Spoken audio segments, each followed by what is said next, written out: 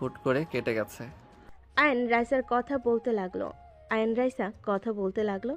রাইসা আয়নের হাতে ব্যান্ডেজ করে দিয়ে উঠে বলতে লাগলো। ওইখানে টাইপিং করে নিলে হবে। আহ, রাইসা ঘুরে উঠে কথা শেষ করতে পড়ে গেল। আয়ন তাড়াতাড়ি রাইসাকে তুলে বলে, ম্যাম, দেখে হাঁটবেন না। আপনার হাঁটু দিয়ে তো রক্ত পড়ছে। কাজ ঢুকে গেছে নাকি? রাইসা কান্না করতে লাগলো। নদী আয়নের রাইসার কাছে আসলে আয়ন কোলে তুলে নিয়ে সোফায় বসিয়ে দিল। আয়ন নদীকে বলল, আমি বাহিরের দাঁড়াই, আপনি ওনার পাটা দেখেন। রক্ত পড়ছে, মনে হয় কেটে গেছে। কি বলছো? ম্যাম আমার পায়ে হাত কেন দিবে? আমি ঠিক আছি। কান্না করছে আবার বলে ঠিক আছে। আমি দেখছি। আপনার পায়ে ঢুকবে, ওই পাশ দিয়ে আসেন। আয়ন কাছের টুকরো পরিষ্কার করতে চাইলে নদী বলে, আরো হাত কাটতে ইচ্ছে হয়েছে নাকি? যাও বাহিরে। সরি, মানে যান। আইন বাহিরে চলে গেল। নদী রাইসার পায়ের উপরের দিকে প্যান্ট তুলে দেখে অল্প চিড়ে গেছে। নদীকে বাধা দিলে রাইসার কোনো কথা না শুনে ব্যান্ডেজ করে দিল। নদী পিয়নকে জানিয়ে দিল। পিয়ন এসে কাজগুলো পরিষ্কার করে চলে গেল। আয়ন কেবিনের ভিতরে গিয়ে কাগজটা নিয়ে আরেকটা কাগজ বানাতে লাগলো।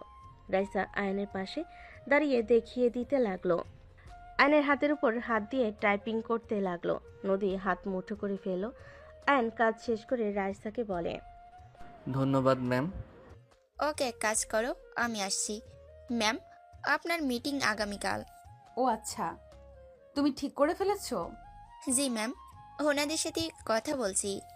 রাইসা নদীর সাথে কথা বলে চলে গেল। আয়ন নিজের কাজ করতে লাগলো।